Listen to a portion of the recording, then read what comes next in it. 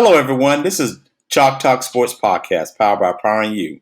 Today's host is Jeremiah Waite. Jeremiah is a football scouting student assistant with West Virginia University of the Big 12 Conference. Jeremiah is going to talk about, his journey to get to where he is and what he's been doing all summer, preparing for this job. So let's go ahead and kick this interview off. Hi, this is Daryl Duvall. Welcome to Chalk Talk. I'm your host. I invite you to see us weekly on this channel. Today's guest is Jeremiah. Am I saying that right, Jeremiah? Yeah, Jeremiah Waite. Just like you're waiting in line. Yes, sir. Jeremiah is a graduate student assistant at West Virginia University, Big 12.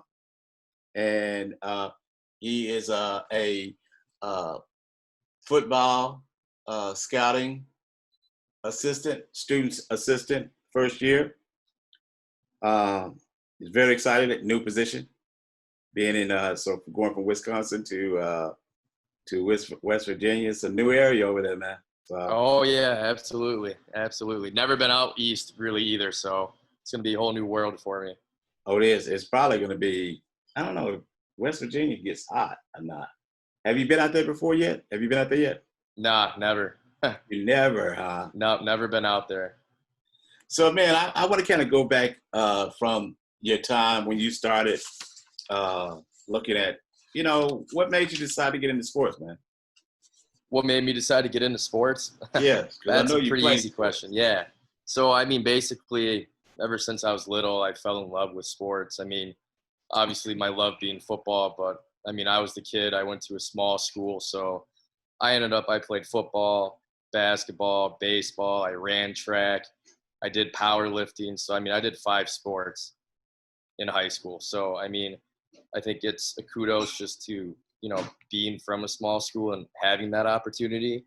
A lot of kids probably can't say that they were able to play more than one sport. So that was pretty cool. But, from an early age, football became my love. From the beginning, just being able to tackle people and not get in trouble for it, I thought that was pretty cool. But then, the speed of the game and just everything that goes with the game of football. The values and lessons it can teach you. It goes a long way, no doubt. And what was your position? What position did you play? So growing up, I was always a running back and a cornerback. And then in college, I started as a running back. And then I got switched to a cornerback my sophomore year. Now, I'm going to throw this up because I'm probably going to be coming back to this later. Sure. This is kind of an interesting question. Because of as a running back right now, right? What is your, as being a graduate student assistant and you eventually your goals to be a coach probably, is what is your thoughts on being a running back right now in the area we're in? What do you mean by that question? Do you think some people are saying you really need to just try to concentrate on a lot of different multiple positions and not really concentrate on the running back per se? Because, running backs are there.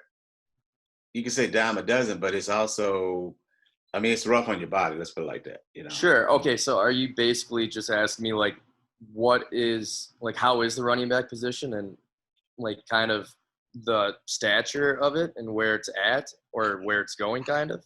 I think where it's going. Sure. Well, I think we can both look, if we want to use the NFL as an example, how many NFL teams have just one starting running back that's their, that's their bowl in a china shop. That's their guy and they don't really use another running back. Off the top of my head, I can only really think Dallas with Ezekiel Elliott, right? Right. And maybe you could say,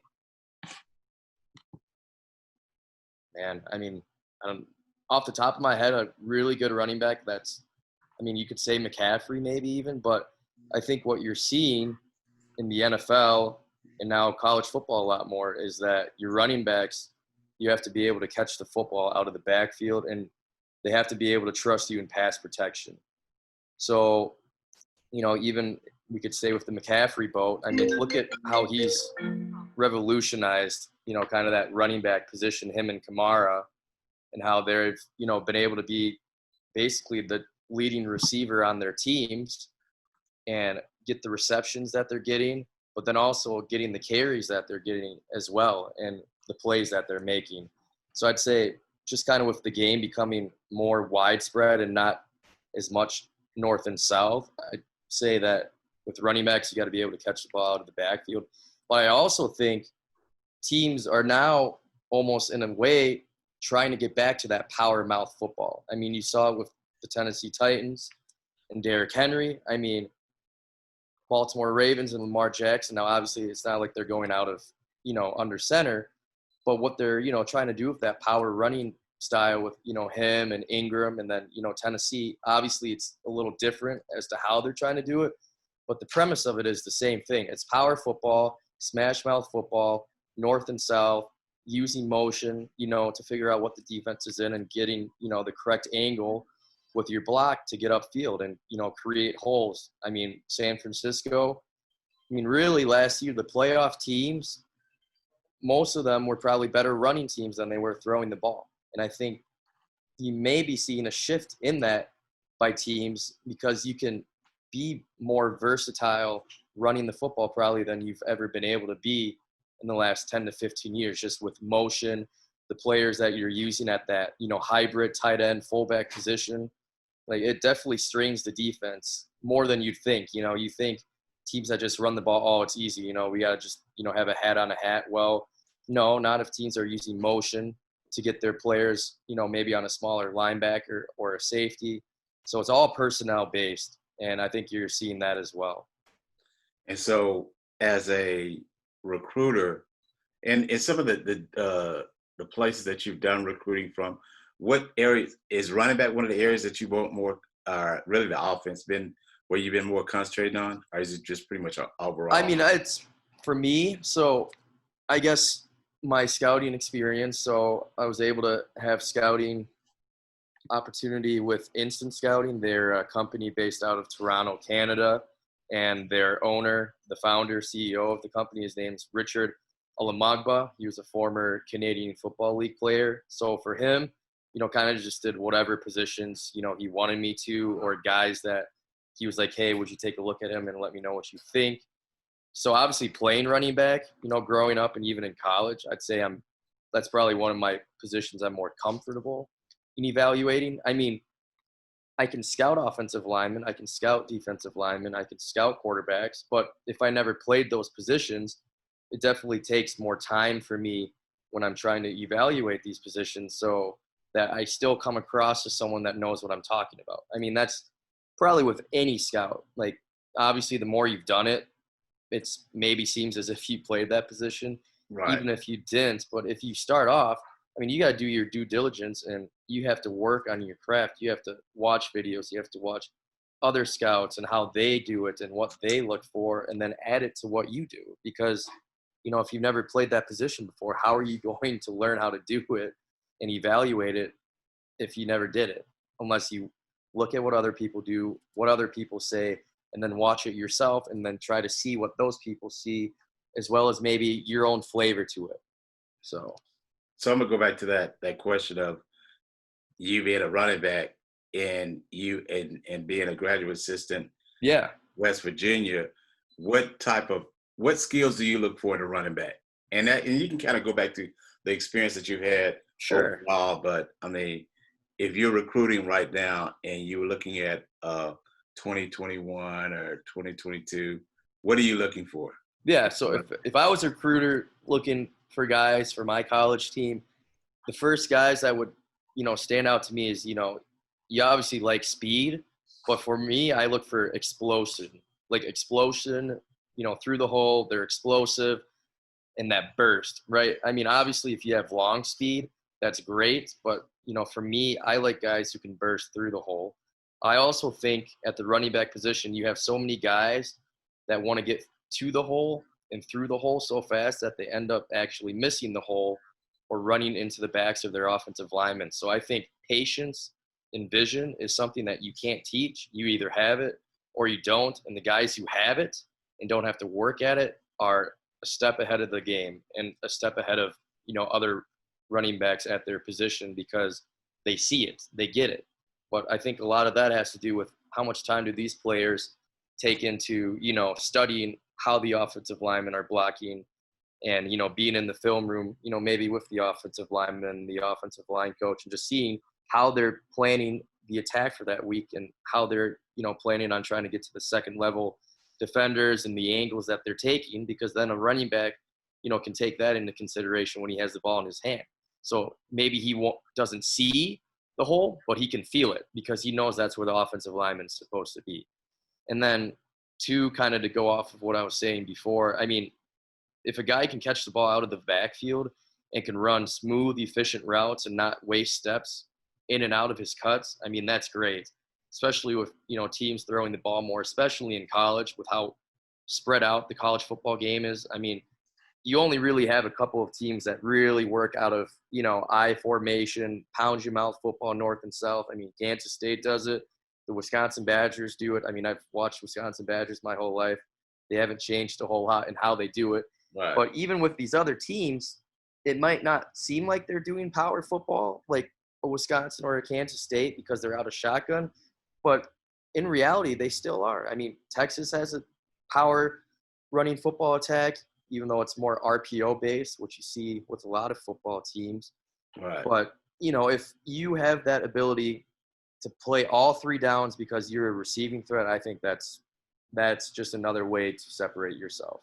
And so how do you feel about working in the Big 12, starting off in the Big 12? Yeah, I'm excited. I mean, obviously, growing up, my experience has just been watching, mostly Big Ten football with the Wisconsin Badgers. But I mean, as a college football fan in general, I mean, you have to take into consideration what the Big 12 has and will be and continue to be. I mean, obviously, Oklahoma and what they've been able to do at the quarterback position the last, 3 years specifically, and under Lincoln Riley and, making it to the college football playoffs. I mean, Texas has been Texas. I mean, you could say the last couple of years maybe haven't gone the way that they would have liked, especially last year, after the year before they, made it to the, I believe, they beat Georgia in the bowl game. Then last year they beat Utah in the Alamo Bowl. Right. With Alamo Bowl.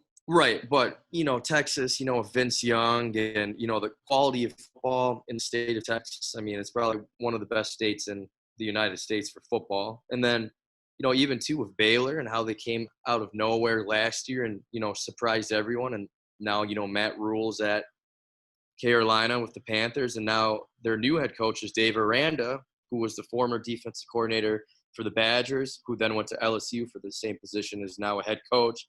So, the Big 12, right? We think Big 12, we think there's no defense. It's all passing. Well, you'd be mistaken because there's a lot of running of the football, and there are a lot of really quality athletes in the Big 12, no doubt. Right. So let's talk about your student athlete experience, and then I'm gonna kind of go back to the what you're doing now. So what do you think you got out of it? How do you think it made you be where you are right now? And I kind of go back to, what's going on with the name, image, and likeness. That's where I'm gonna kind of start in this conversation with. And do you feel that they prepared you to get to where you are right now? I mean, being a student athlete, no doubt. I mean, with all the sports that I played, right, the camaraderie, the cohesiveness, being able to work together for a common goal. I mean, what in life can really prepare you for something like that other than sports? I mean, I'm sure other people could bring, different examples and how it did that for themselves, but, having to deal with adversity and fighting through it, as well as, just being there for each other and your teammates. Because, really, I mean, obviously you could say track is maybe a little more individualized, but with all sports, it's not just working for yourself. I mean, you may have your own goals and, motivations as to what you're trying to do, but at the end of the day, it's a team goal that, if you want to achieve that team goal and you want to achieve your goals, you probably want to achieve those team goals, because if you do that, you're going to probably achieve some of your individual goals as well. And I mean, just, I can't say enough, just what it teaches you and, how to fight through adversity and, working together. I know for me, I've dealt with a lot of adversity in my life, whether it was injuries or, maybe having difficulty in school, but, just the lessons that I was able to take away from football, how to get through that. I mean, it definitely helped me, no doubt. And so when you hurt yourself, what was it, second year? Is that right? So I tore my ACL my sophomore year and junior year of college football. Okay, so were you still part of the team your senior year? Yep. So my senior year, I decided to, take a step back and not be a player, but be a student assistant coach, because just the brothership and the love that you have for the guys that, you play with, I couldn't step away from it. I had invested so much into the game. I just was like, well, if I can't play, I'm going to be doing something with this team. So and do you feel can't get rid of me that fast. Right.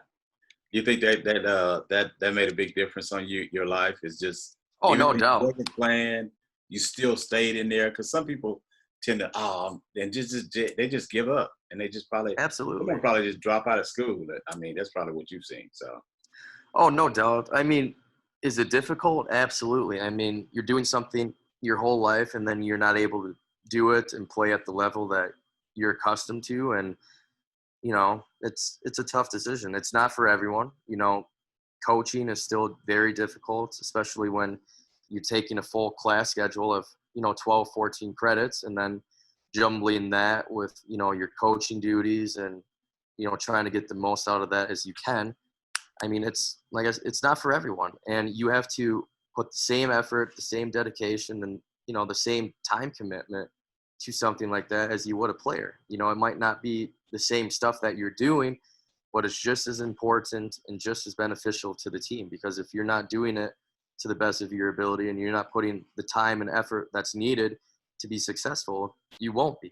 So that's really all on you and, what you put into it and what you're trying to get from it. Now, so as a graduate assistant, what is your responsibilities and duties in your new position?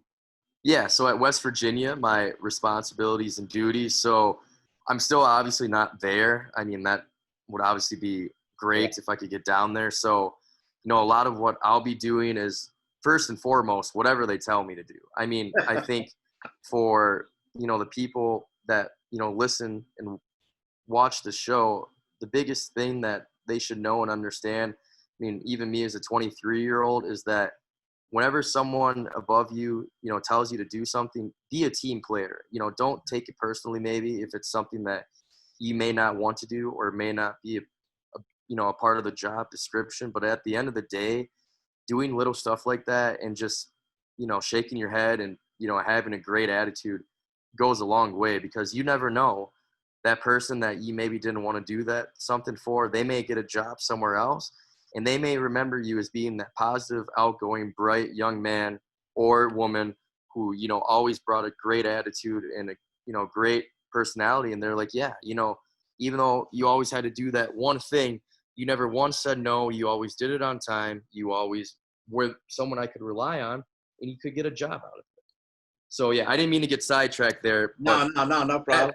No doubt that whatever they tell me to do, I'm going to do it. So, but a lot of my duties will pertain to, obviously scouting. So, evaluating players, whoever I'm, tasked with doing and whatnot. And then, obviously probably watching a lot of film, on West Virginia and other teams, and, just doing whatever he tells me to do. So, I mean, just because I'm not there, I'm not for sure exactly everything that I'll be doing, but it will consist of a lot of that, no doubt. So are you going to did you have to, as a graduate assistant, do you still have to be certified by the NCAA? So technically, I'm not a graduate assistant yet, so I'm a student assistant. So it's literally, it's the same thing, except I don't get paid for my work. I'm doing this because I love football, and I am, looking for an opportunity to try and get my foot in the door. So, even though I'm not getting paid, and even though I'll probably,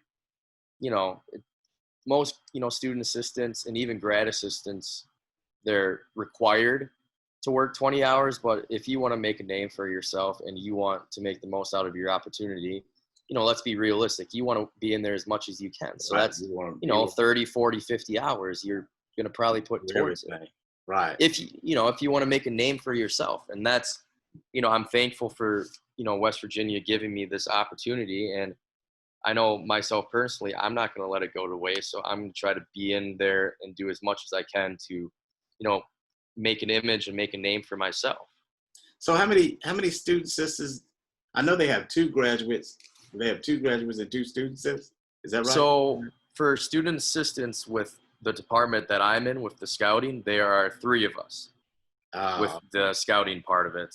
So grad assistants, there might be more than just 2, but okay. I think a lot of the grad assistants maybe are more so with the coaching side of it, like maybe helping out with receivers or tight ends, or maybe being like a defensive analyst or offensive analyst grad assistant. Okay. I'm not for sure on that, so don't quote me on that. But, really with West Virginia and probably every single FBS school, the whole grad assistant program right now probably really isn't what it's been, just right. because, with the funds, with COVID and, a lot of coaches having to take less money and whatnot. I mean, the schools most likely obviously don't probably have the funds to have that many grad assistants as maybe they did the year before or years prior, which, I mean, that's just the name of the game and where we're at in the world right now with the, COVID and whatnot.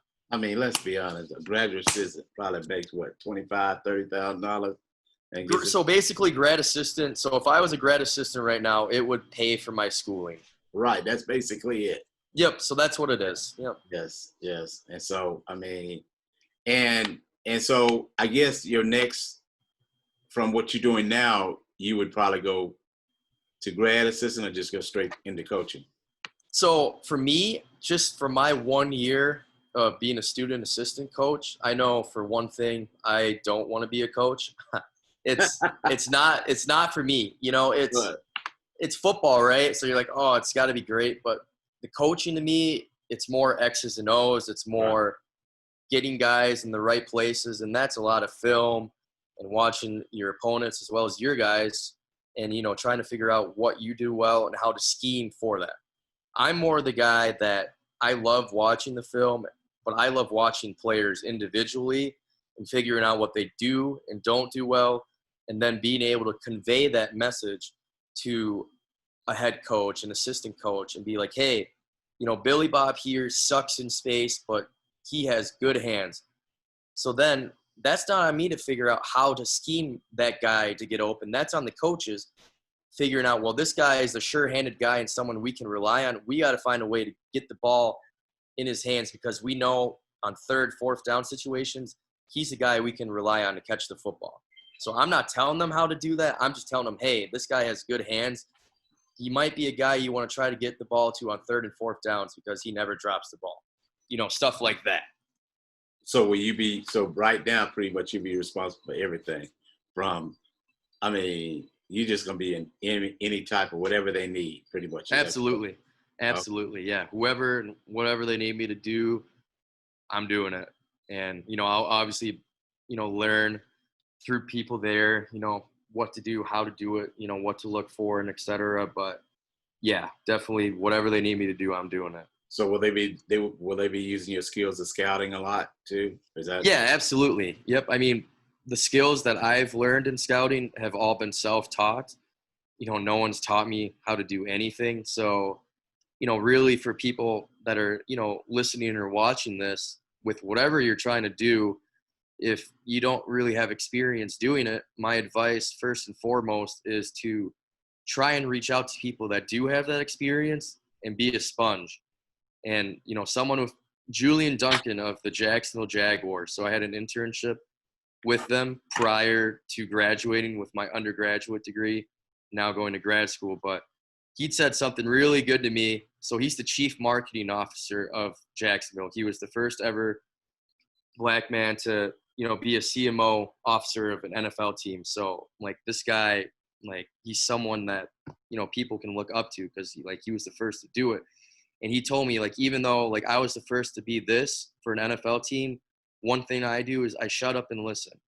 And, that really hit me because even him being where he's at now and he still has that mentality of listening to other people and their stories, not being so caught up in trying to get his story out, Right. I think is really beneficial, because you never know what you're going to be able to take from people. I mean, everyone has a story, and, if you can take one or two things away from that story to maybe, add to your own, or open your eyes about maybe something that you've done or haven't done, I think that's really beneficial, because, everyone doesn't have stuff given to them. I mean, most people, don't have a relative that's in the NFL, or, with a big Division I football team. So it's on you trying to reach out to people and put your foot in the door so that they're able to put a face with a name. Because, at the end of the day, a lot of people say it's who you know. But one thing I've learned really fast is that's nice, but if they don't know you, what difference does it make? I might know, we can say Billy Bob again, but I might know Billy Bob. He might be, the director of scouting for the Green Bay Packers. Well, that's great. I know Billy Bob, but if Billy Bob doesn't know Jeremiah Waite, what difference does that make? What is Billy Bob going to do for me? Is Billy Bob going to put his neck out of the way to help me? Right. Not if he doesn't know me. So then that's on you trying to find ways to build your brand and build your image so that people do start to take notice of you. Like, oh, yeah, I've heard that Jeremiah Waite name, coming around. I'm going to check him out and see what he does.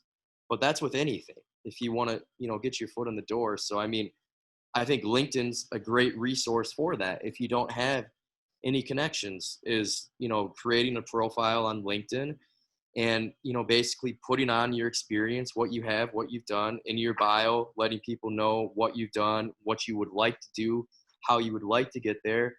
And then just starting to reach out to people and telling them a little bit about yourself and why you're reaching out to them. And if they could take 5 or 10 minutes to talk with you, great. If not, understand that, but then continue working and trying to connect with people, because that's how I started out.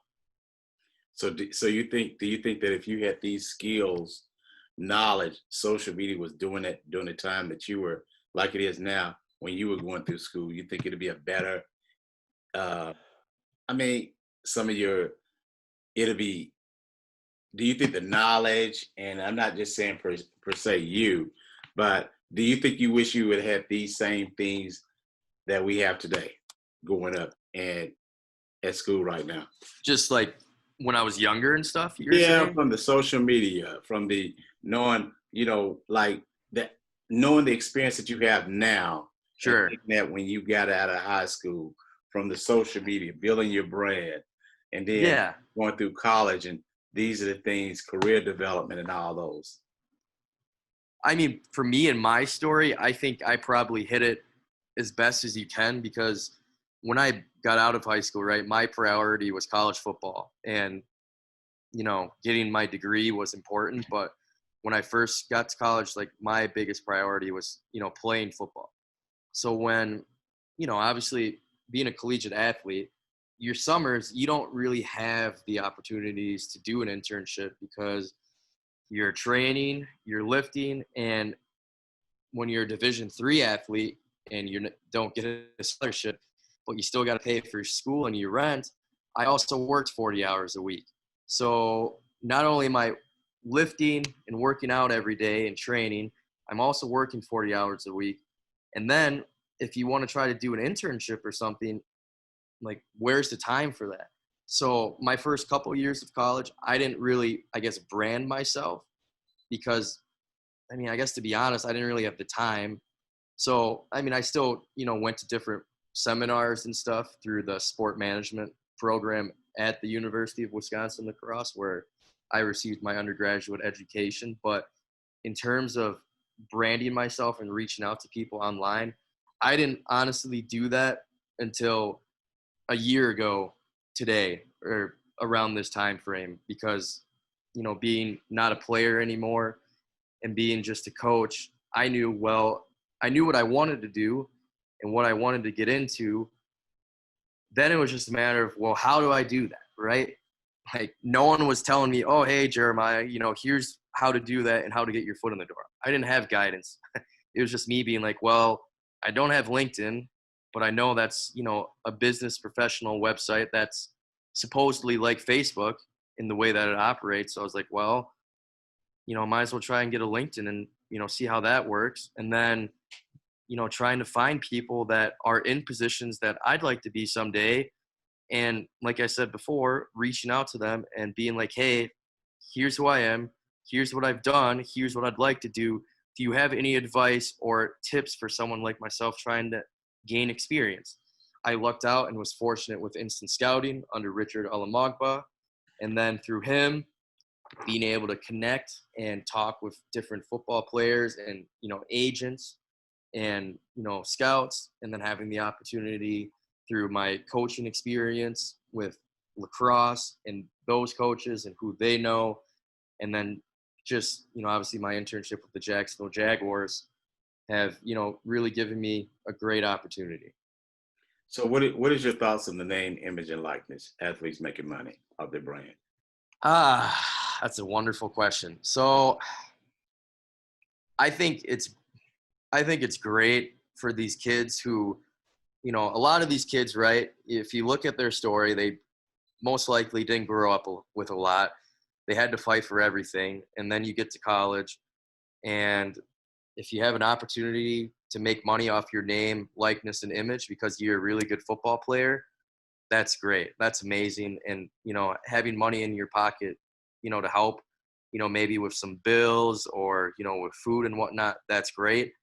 It's going to be really interesting to see how that works with all these other sports other than football and basketball, because the money that these other sports get aren't nearly, like what you get in football and basketball if your TV revenue deals and et cetera.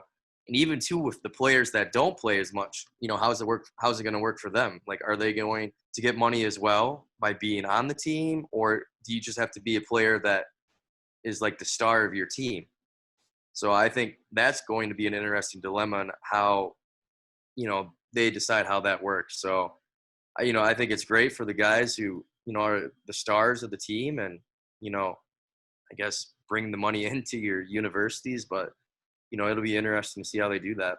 So one of the questions I had was, and just getting your thoughts is, let's just say you have a player who, let's just say Nike gives him some money and Nike says, oh, I need you to film this commercial. But the Sure. commercial is right around the same time they practice. How do you deal with that?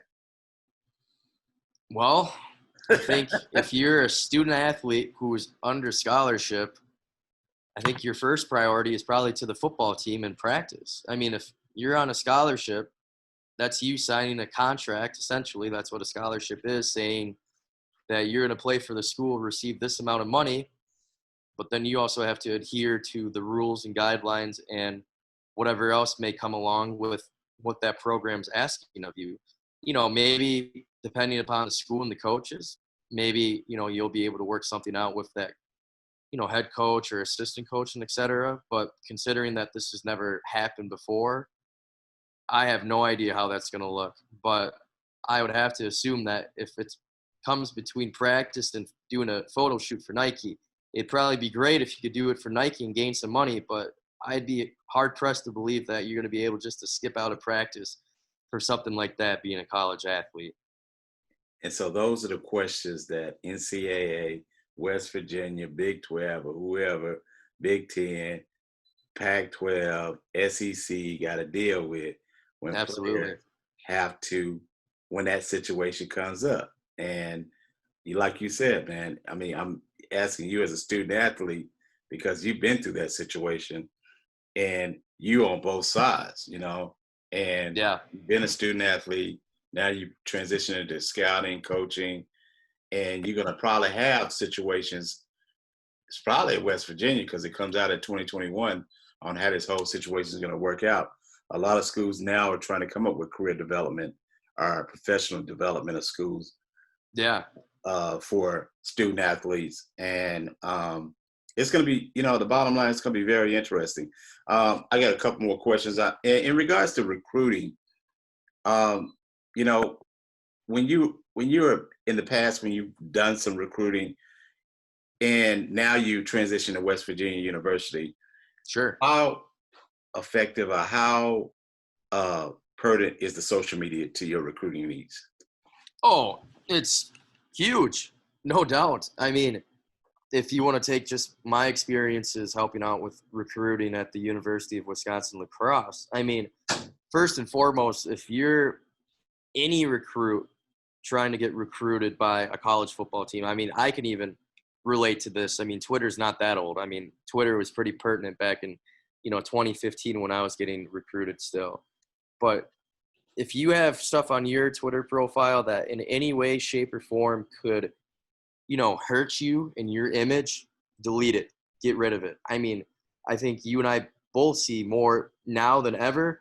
Right. Maybe even if you say something that had no correlation to that topic whatsoever, but people read that and come up with this idea that's what you meant by it.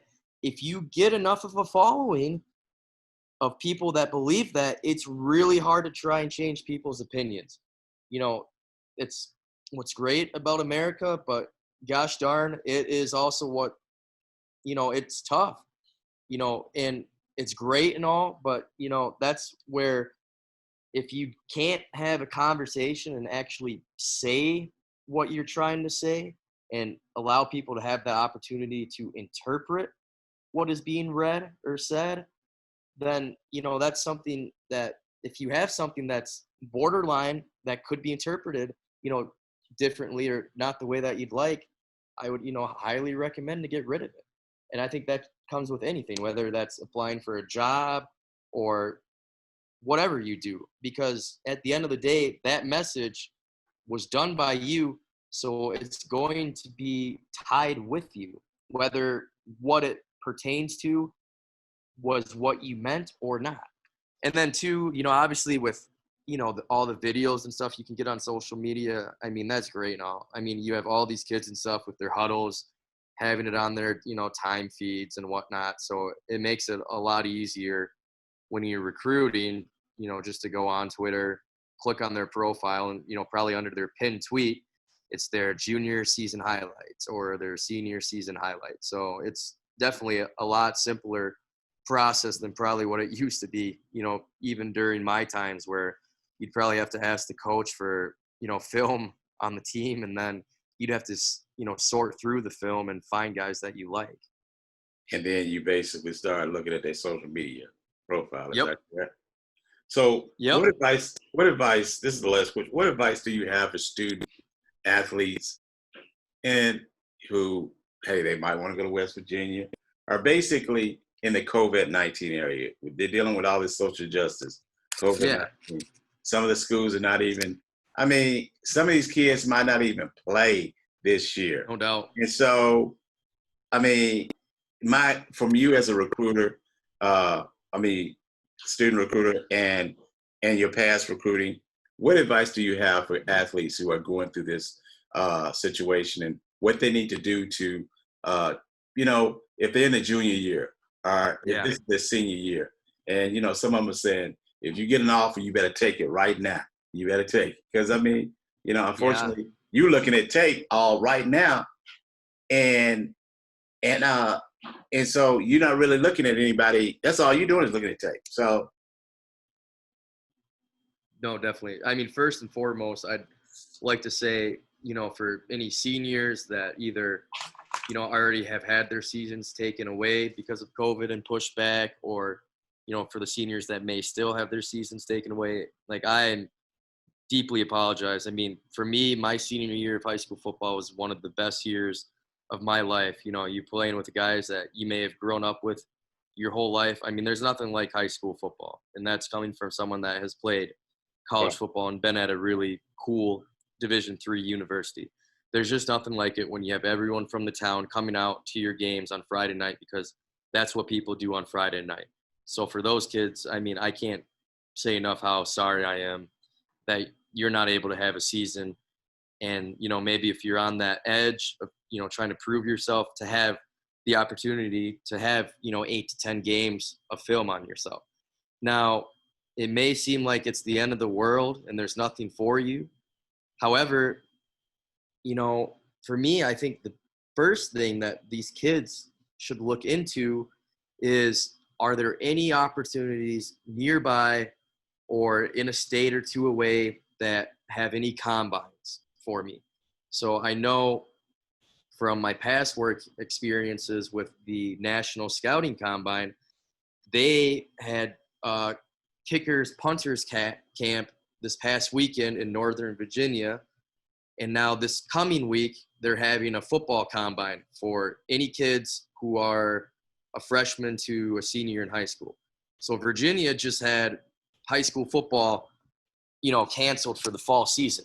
Right. So if I'm a kid in Virginia and I'm trying to get, numbers on myself and, my face and image out there and video on me, why would you not be going to combines and camps that are available if they're nearby you? I mean, I'm just using Virginia as an example just because I know that their season got canceled for high school football in the fall and because I know that this combine is happening and going on. But, I mean, if you're a kid, like, why wouldn't you be at this camp if you either, A, haven't been recruited? Because if you haven't been recruited and you aren't going to have a season this year, well, how do you have tape on yourself? Well, you don't. So then what's the second best thing? We'll have verified numbers. If you're a kid that didn't have a season, but you run a 4.52 40-yard dash laser time and you're a receiver, and then you have video of yourself catching the ball, I mean, you might have, someone that's watching, the combine off whatever link that they have for it and be like, well, this kid just ran a 4.52, watching video of him run routes, he seems to, get in and out of his breaks decently and seems to have, a good, feel of where to, break his routes.